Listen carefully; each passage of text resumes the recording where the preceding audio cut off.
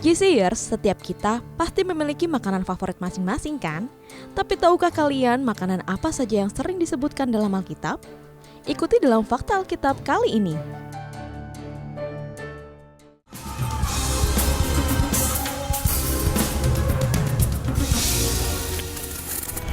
Kisah Yakub dan Esau tentang jual beli hak sulungan menjadi salah satu kisah menarik dalam Alkitab. Ini adalah kisah kelemahan dan tipu daya manusia, di mana seorang Yakub menipu Esau kakaknya agar menjual hak kesulungannya dengan semangkup sup kacang merah.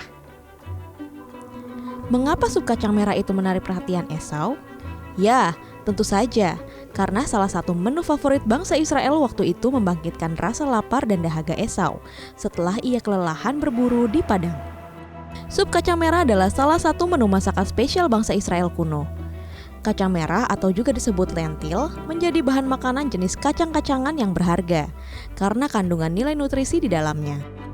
Biji-bijian selain kacang merah seperti buncis dan kacang polong adalah unsur utama dalam makanan dan merupakan sumber utama protein. Pemanfaatan hasil pertanian dan perkebunan untuk kebutuhan pangan sudah lama dilakukan oleh manusia. Adam bisa disebut sebagai petani pertama di dunia. Kejadian 3 ayat 23. Biji gandum juga menjadi contoh yang jelas bahwa jenis tanaman ini adalah kebutuhan pokok pada zaman dahulu. Biji gandum mentah bisa dimakan segar dalam keadaan darurat atau kelaparan, seperti yang para murid Yesus pernah lakukan. Matius 12 ayat 1. Butir gandum matang juga direbus dan dikeringkan, seperti bulgur modern, dan kemudian disiapkan sebagai bubur. Selain itu, biji gandum dapat digiling menjadi tepung untuk membuat roti. Ikan adalah lauk yang kerap menjadi pasangan roti orang-orang Israel. Mereka telah terbiasa menikmati menu roti dan ikan. Yesus melakukan mujizat untuk memenuhi kebutuhan makan ribuan orang pun dengan membagikan roti dan ikan. Matius 15 dan Yohanes 6. Kemudian, Yesus pernah mengajak sarapan murid-muridnya dengan roti dan ikan di tepi danau Tiberias. Saat itu adalah penampakan Yesus yang ketiga sejak ia bangkit dari kematian. Yohanes 21. Alkitab menggambarkan berulang kali tentang tanah perjanjian sebagai negeri yang berlimpah susu dan madu. Keluaran 3 ayat 8. Sehingga kita bisa mendapatkan pemahaman jika bangsa Israel mengonsumsi susu dan berbagai olahan turunannya. Susu sapi, kambing, dan domba selain diminum juga bisa diolah menjadi mentega.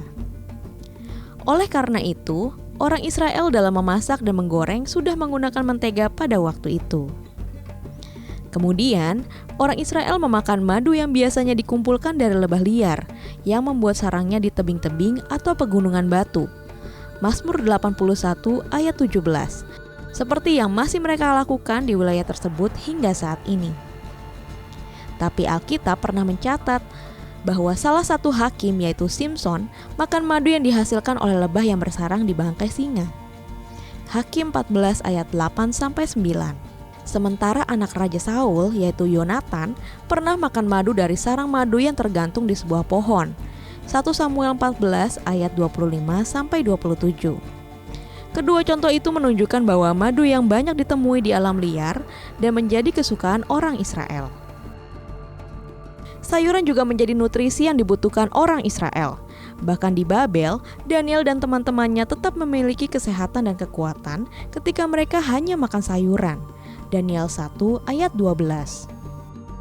Daun bawang dan mentimun menjadi sebagian jenis sayuran yang sering dimanfaatkan oleh Israel kuno untuk memasak makanan.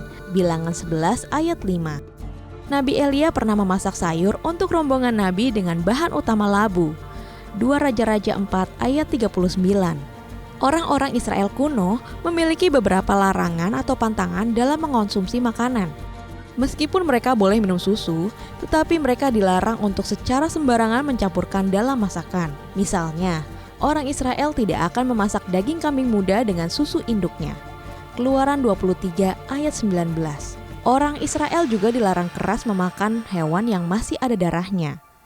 Mereka boleh makan daging hewan hasil buruan atau ternak dengan terlebih dahulu mencurahkan darah hewan bersangkutan ke dalam lubang di tanah dan menimbunnya. Imamat 17 ayat 13. Oleh karena itu, orang Israel mengenal istilah haram dan halal sejak zaman dahulu. GCers, Tuhan memberikan kita berkat berlimpah untuk apa yang bisa kita makan. Sekaligus Tuhan juga menyampaikan perintah tentang apa saja batasan-batasan dalam menikmati berkat Tuhan itu. Beberapa kalian mungkin memiliki persoalan dengan kebiasaan makan, baik perilaku makan sembarangan, diet yang keliru, ketergantungan jenis makanan yang tidak sehat, dan sebagainya. Jika GCers membutuhkan sahabat untuk berbicara soal pergumulan kalian, maka silahkan hubungi sahabat 24. Kalian akan menemukan jawaban bagi jalan keluar yang kalian butuhkan. Jika Anda merasa diberkati dengan konten Fakta Alkitab kali ini, silakan tekan tombol like dan berikan komentar Anda di kolom komen yang ada di bawah. Kami juga mengajak Anda untuk terlibat dalam pelayanan untuk memuridkan generasi di Indonesia bersama CBN Indonesia. Caranya dengan scan QR Code yang tertera di layar dan berikan kode 010 di akhir nominal donasi. Sampai jumpa di Fakta Alkitab berikutnya. God bless you!